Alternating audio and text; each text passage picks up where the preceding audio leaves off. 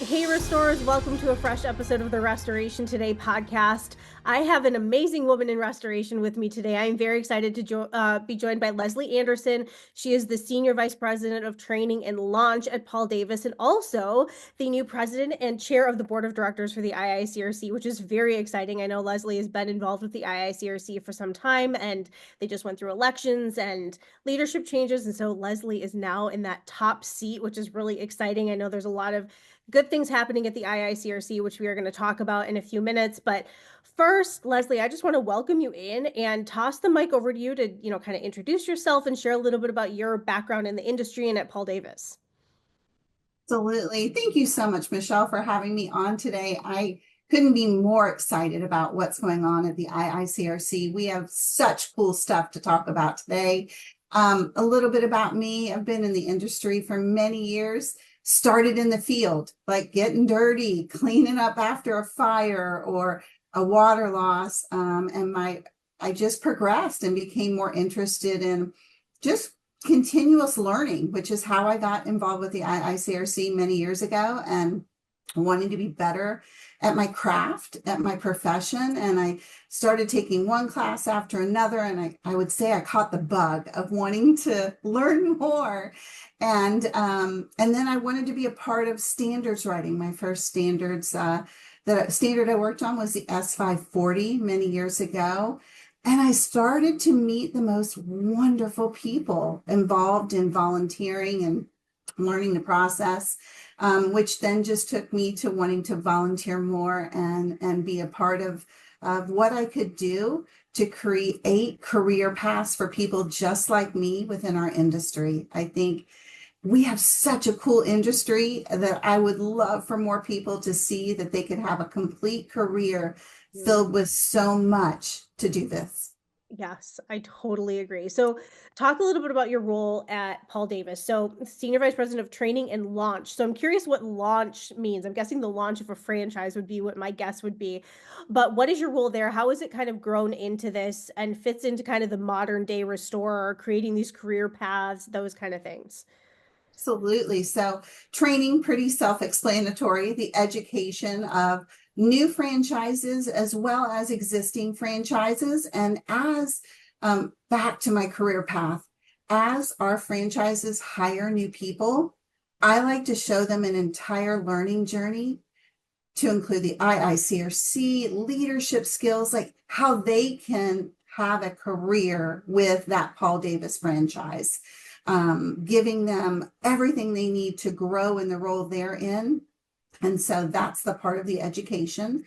And then as far as the launch piece, new franchise buys, they're super excited. They buy a new franchise, and we are part of the education, like that new owner experience. And then we have a team that works with them in years 1, 2, and 3, because that's an intimate relationship in those first few years.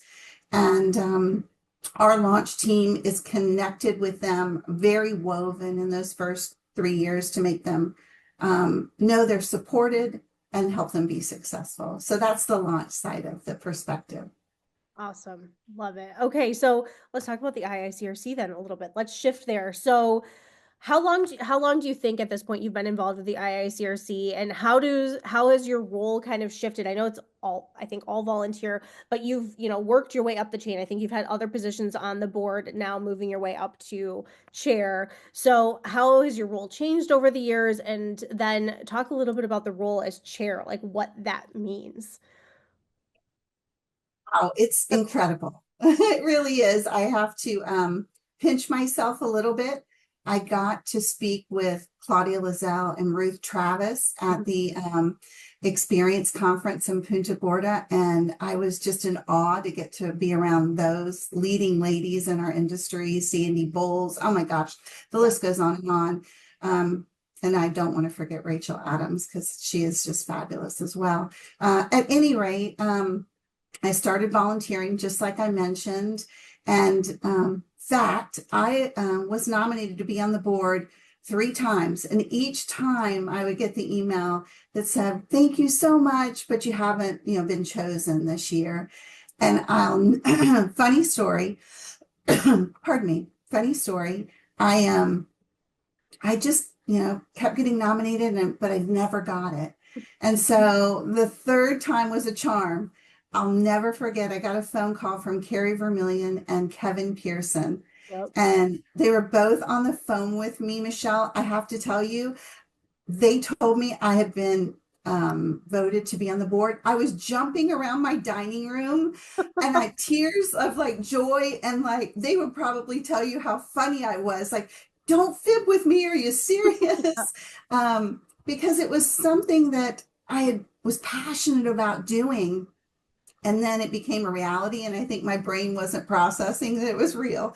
Um, and again, my whole purpose for wanting to be on the board, I really think, we years ago, people focused so much on college that Mhm. we're missing really good people in this space that are bright. And my whole focus being on the board, and then I was on the executive committee, is just to create a vision for people to see how they can not only have a career, but be very, no, what's the word?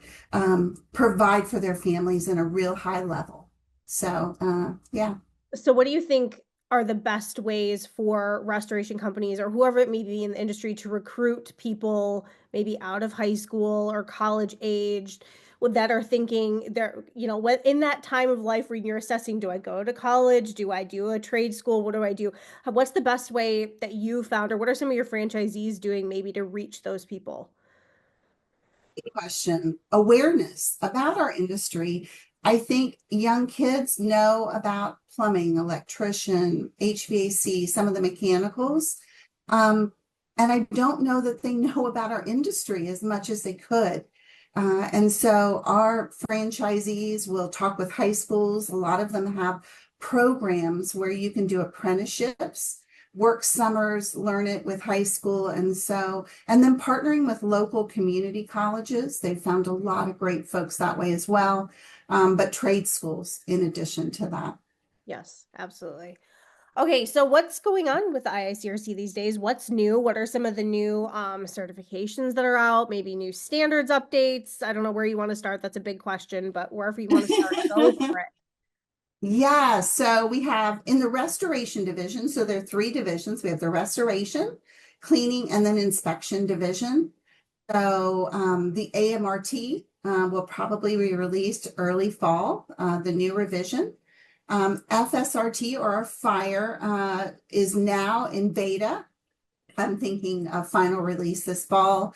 We have health and safety, or HST, and then trauma crime scene. So those are all in the restoration division, looking for those sometime in 2025. In the cleaning division, we have carpet cleaning and upholstery. So that's exciting. But I think most exciting is the inspection division. BMI just completed beta. I am so excited for that course. So it's coming, and then upcoming, we'll be working on contents and water and ASD. So lots of good stuff moving around. How many people work behind the scenes on all of these things? I know the board is a decent size and there are some people on staff at the IICRC, but I don't think is there actually that many of you to affect that much change? There is, which is incredible. So you're right. There is staff at the IICRC. Somebody that is Holly Kimber, obviously our chief of staff, and then we have someone, Stephanie, who's really leads the education division from the staff level. And then each of those courses has a committee, a TAC, if you will, that is reviewing them, and review team comes together. There's somewhere between 8 to 13 people on each one, subject matter experts, all volunteers. An example, when I served on the trauma exam review, we met every Tuesday night. That's what we did. Same for the standard, and you're reviewing exam questions, bringing them to the group. And then once that's done, it's then brought in for more review. So it is a big team that comes together, mostly comprised of volunteers in the field that are experts in that area. And how long does it take? I realize this is going to be a big generalization kind of because every standard is different, but how long does it take kind of from a standard being an idea to a standard becoming, published and like out in the industry? I know that the S700 was a little bit different. I think that maybe took longer than a normal standard does, but you've worked on a number of other ones. How long are you working on these, whether it's new or revision from start to finish? I worked on the trauma crime scene standard, so that's a good one. The first revision, led by David Oakes, took us 2 years from start to then going out into public review. And then, obviously everyone gives their feedback and we make adjustments accordingly. So that one took us 2 years. A revision, so say a new standard comes out, but it's already existing. So we'll use AMRT. That one's going on. It's about 6 months for a group of volunteers to review the new standard, look at the old exam, update the exam, and then send it out for beta for folks to review. So for 2 years, then you and your committee are meeting once a week at least. How long are these meetings and how much time are you putting into it outside of those meetings as well? I mean, that's a lot of reading, a lot of revisions. Gosh, good question. So for trauma, because that's the one I was on, we would meet for an hour-ish, maybe an hour and 20 minutes, every Tuesday. And then our chair, David Oakes, would give us each assignments. And then what you would do is you would work on it, upload it, and then a lot of behind the scenes work in people giving feedback so that we were more impactful in the Tuesday night meetings. Oh, okay. And what's it like going through the revision process or like the public comment process once you get all of those back? What's it like going through all of those and figuring out like what needs to go in, what doesn't, maybe dividing up and like you take this group, you take this group, because you have to respond to each and every one as well, right? We do, and that is exactly what we do. We look at them all and we break them into chunks. We categorize them. So all the comments relating to one thing are together, right? And we'll group them by subject. And then we just dig in. And, I have to say that makes the standard so much better because a group of 10-ish people, they're great, but my goodness, all the feedback makes the standard fabulous. So I'm grateful for it. I love that. It's a good perspective. So Yeah. what is your role as chair involved? What all do you have your hands in once you're kind of at the top? And what does it mean to you to be the chair? I know you talked about being excited and on the board and all of those things, but what does it mean to you to be there, especially, kind of as a woman paving the way for other women? Yeah, it's humbling. That's probably the right word I will say because I have so much still to learn. I'm one of those always learning kind of people. And so working with the past chairman, Joe Dobbins, Carrie Vermillion, Kevin Pearson, and then the executive committee, they're helping me, right? Because it takes a team. And so much to learn on my end. I've enjoyed so much. The piece we talked about it earlier, government affairs with Robbie, the things going on that he's working on to really elevate the IICRC brand within governments, local, state, global. It's just fabulous. So working closely with him, certainly working close with the staff, Holly Kimber, and then just being a part of what we can do to grow the IICRC, not be distracted by maybe things and really elevate the brand. I love it.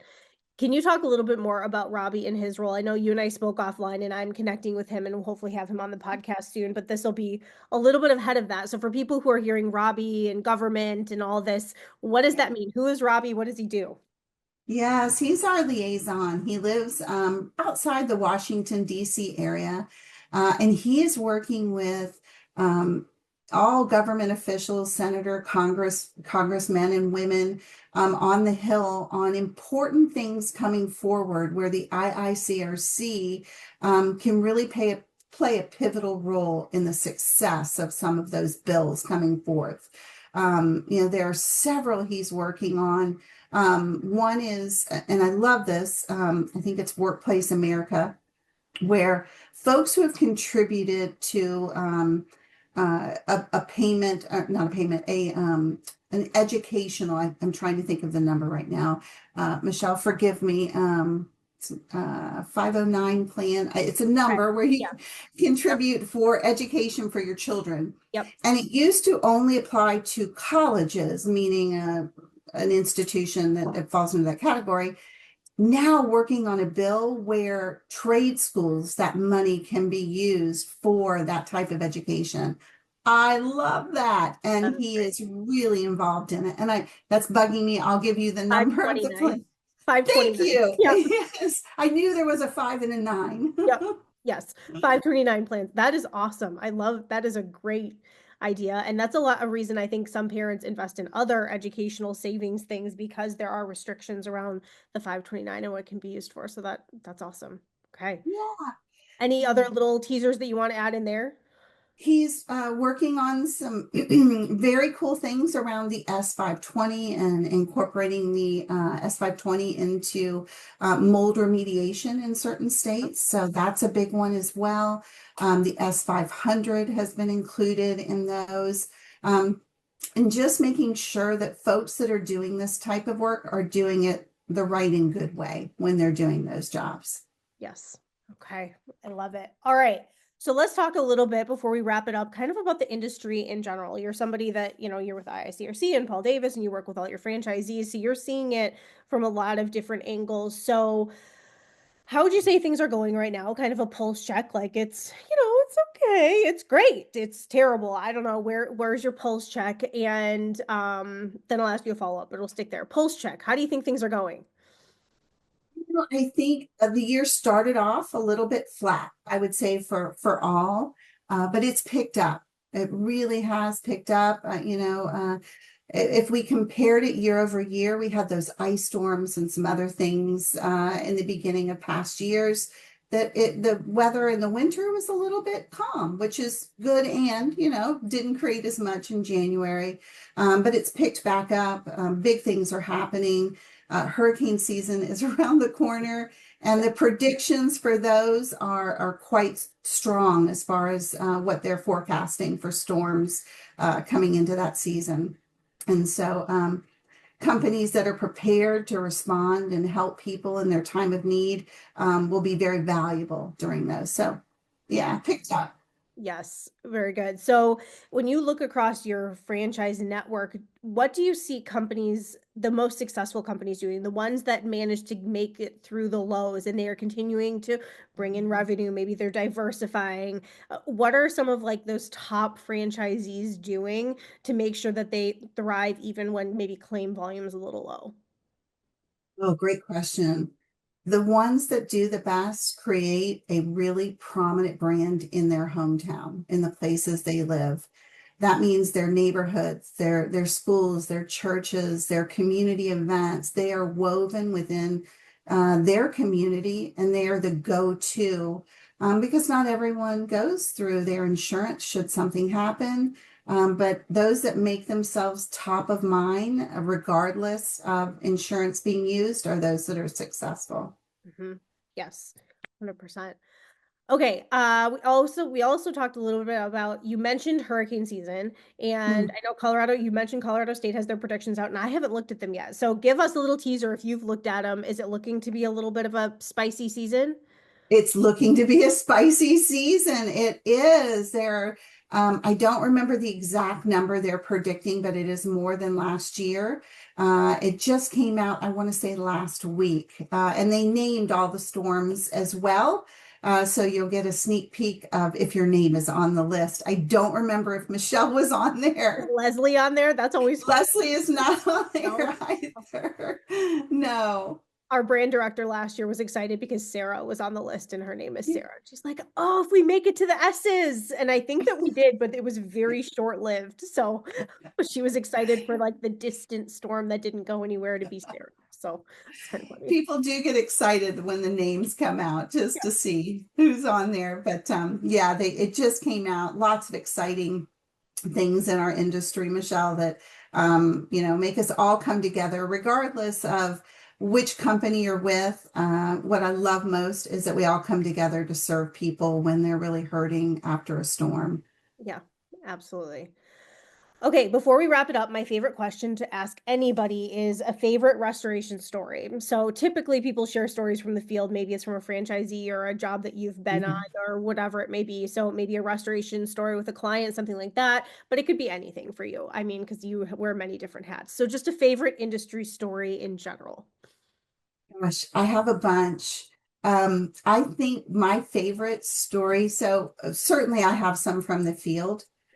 But my favorite thing is when my phone rings, and I'll leave this owner nameless, but he will call me and he'll say, Leslie, I've got this job. And I get so excited because A, I get to help him, and B, I think it's going to be a cool thing.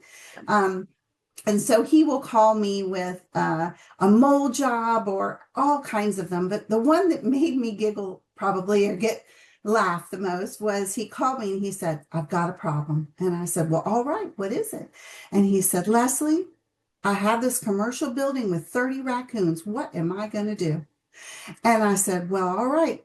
And I said, I think most important thing, we got to figure out how they're getting in and have we gotten rid of them. And so So they're it was, alive. I'm taking it. they were Alive. alive. Yes, they had a nest.